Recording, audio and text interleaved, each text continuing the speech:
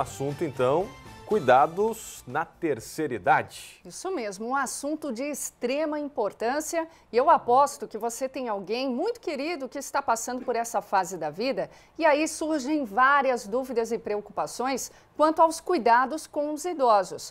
Por isso, a partir de agora, nós temos uma entrevista especial aqui no Balanço Geral. Dr. Roberto Esmeraldino, geriatra, seja muito bem-vindo. Uma honra ter você aqui. Boa tarde, Danúbia, Rodrigo, nossos espectadores. Muito feliz aqui para poder falar algumas coisas sobre os idosos. Pois é, temos várias dúvidas e chegando muitas participações também pelo nosso WhatsApp. É nessa época da vida que a gente precisa ter cuidado redobrado e agora, com esse calorão aí, parece que a gente tem que redobrar ainda mais os cuidados, né? Ah, sem sombra de dúvida, né? Nossa cidade, a nossa região é uma cidade que faz temperaturas altas, né? Umidade alta. E os idosos nem se fala, né? A primeira coisa é manter-se bem hidratado, né? Tomar cuidado, não sair quando o sol está muito quente, procurar, se tiver que fazer alguma coisa fora de casa, fazer nos extremos, ou mais no início da manhã, ou mais no final da tarde, né? E se por acaso se sentir mal, parar e pedir ajuda para alguém. Doutor, chegando muitas participações aqui no nosso WhatsApp. Vamos ver então quem que está mandando mensagem. A Marli, ela diz o seguinte: tenho minha mãe com 94 anos. Ela repete muito tudo o que fala e muito do seu passado. Isso pode ser preocupante? É assim mesmo? Muita gente tem essa dúvida, hein? Marli, obrigado pela participação. Eu acho que a sua dúvida e a sua preocupação realmente é importante. Com o passar do tempo, da idade, aumenta o número de casos de pessoa com doença de Alzheimer, né? Já a partir dos 60 anos pode acontecer, mas quanto mais a década de vida, 80, 90, maior ainda. Se ela está começando a ficar muito repetitiva, lembrar muito do passado, esquecer coisas do presente, eu creio que carece uma avaliação um pouco mais a fundo, né? Pode ser no posto de saúde, pode ser no consultório, onde for, mas tem que afastar o caso de doença de Alzheimer.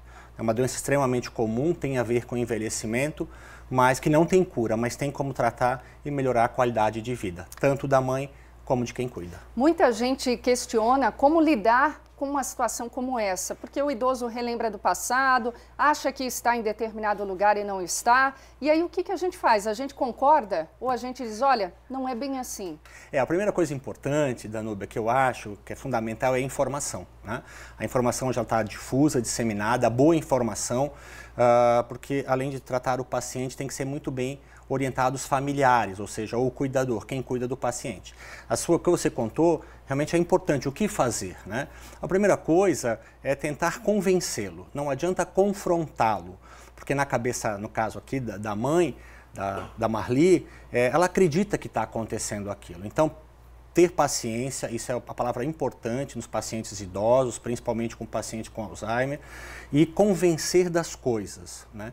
Tentar mudar o assunto, convencer o que está acontecendo, mas nunca confrontar, porque senão vai gerar atrito, vai gerar irritabilidade e não vai dar certo para nenhuma das duas partes. Até porque gera um sofrimento para ele, né? Ele está certo disso dali e aí você diz que não é aquela realidade e gera um sofrimento. Justamente, na cabeça dela está acontecendo aquilo, né? Então, lembrar que o paciente está num constante desaprendizado. Quem está lúcido sabe o que é certo ou não, mas com paciência e com tranquilidade, convencer e mostrar com calma o que é certo e o que não é certo. Paciência é a palavra-chave, viu? Até porque eles estiveram com a gente na nossa infância. Vamos então a mais uma participação. A Ruth mandou pra gente. Boa tarde. A partir de que idade podemos nos consultar com um geriatra? Excelente pergunta, hein, Ruth? Oi, Ruth. Boa tarde. Hoje em dia não existe mais idade, né? A geriatria é a área da medicina que, vamos dizer, cuida da terceira idade, dos idosos, que seria a partir dos 60 anos. Mas as pessoas que querem começar a se cuidar e ser vista como um todo, né, o geriatra ele tem que ver toda a pessoa. Ele tem que, vamos dizer, saber de tudo um pouco. Aí não existe mais idade. Tem pessoas que vão acompanhar com 20 anos, 30 anos, 40 anos. Eu creio que cada vez mais a palavra de ordem é prevenção. Por isso que a gente pode, hoje em dia, pensar em viver mais e com mais qualidade de vida. Já estou pensando em marcar lá, hein, doutor? Vamos então, continuando aqui com mais participações. A Tela, Meu pai tem 83 anos e nega muito para tomar água. Ele tem Parkinson e demência de Alzheimer. Essa questão da água a gente já tem dificuldade.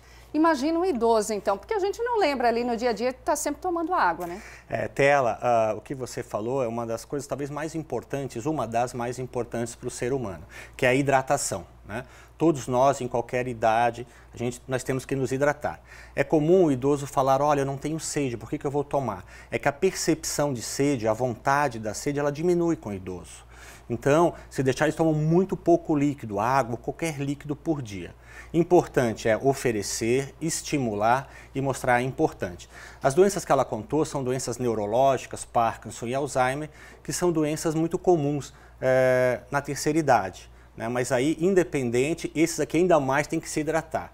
Lembre ele, estimule, leve até ele. Não pergunte se ele quer, já leva e estimule para tomar. Isso é uma dica excelente, hein? Nem pergunte, já leve ali a aguinha, até um gesto de generosidade. Chegando mais pergunta por aqui, Henrique mandou o que fazer quando um idoso começa a inventar coisas. Henrique, isso pode acontecer, né? Cada um de nós tem um comportamento, mas se isso está começando a ficar exagerado, tem que ser investigado, porque pode ser alguma doença que esteja acontecendo, né?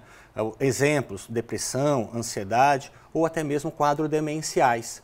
Quando você nota, meu pai não era assim, meu pai está ficando meu pai, minha mãe, muito diferente, leve até um médico, conte isso para ele e investigue.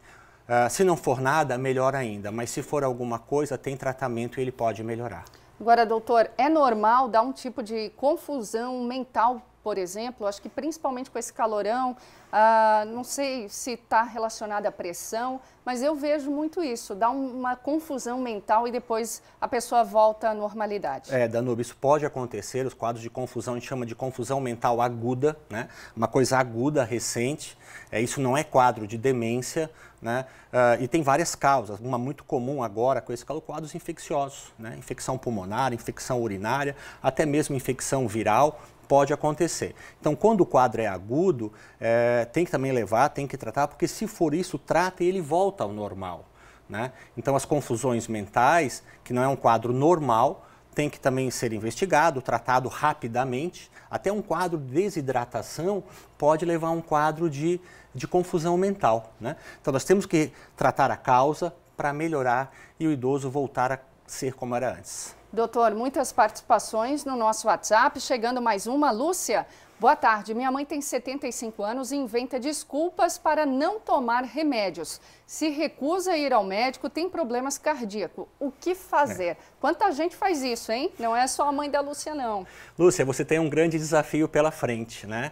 É muito comum falar do idoso, como a gente está falando agora, é não querer tomar os remédios. É importante, eu creio, o médico explicar para a pessoa o porquê que está tomando o remédio, o porquê de cada remédio, né? Como ela falou, a mãe dela tem uma causa cardíaca, tem um problema cardíaco.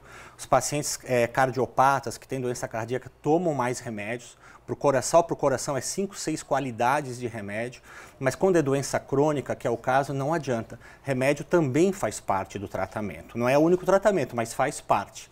É orientá-la, convencê-la, quando retornar ao médico, perguntar e explicar para ela o porquê de cada remédio, esse é para a pressão, esse é para o colesterol, esse é para o coração, né? Mas não deixar de tomar.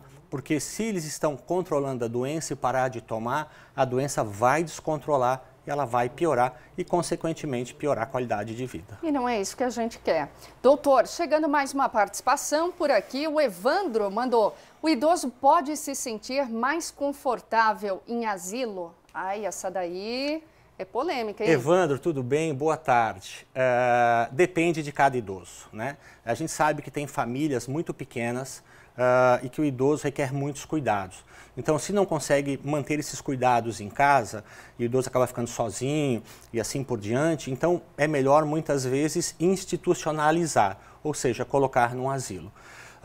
Muitos idosos vão se sentir muito confortáveis em asilo, vão formar amizades, vão ter uma boa alimentação, higiene e cuidados gerais. É importante para cada familiar, isso é uma dica, ver a qualidade do asilo, né? Chegar lá, ver a área física, o atendimento, a humanização como nós estávamos comentando antes, né? Mas é importante, cada vez mais vai precisar de mais e mais asilos, mas eu digo que institucionalizar, colocar no asilo não é igual a esquecer, né? Então, ele pode se sentir bem, veja a qualidade do asilo, esteja presente e de vez em quando vá visitar o seu pai, sua mãe ou quem for, seu ente querido. Olha, excelentes orientações, doutor. Muito obrigada pelos esclarecimentos. Olha, um tema de extrema importância, então essa entrevista ajudou muita gente. Teve muita gente que mandou mensagem e não conseguimos ler as participações. Muito obrigado, obrigado a todos. Uma boa tarde.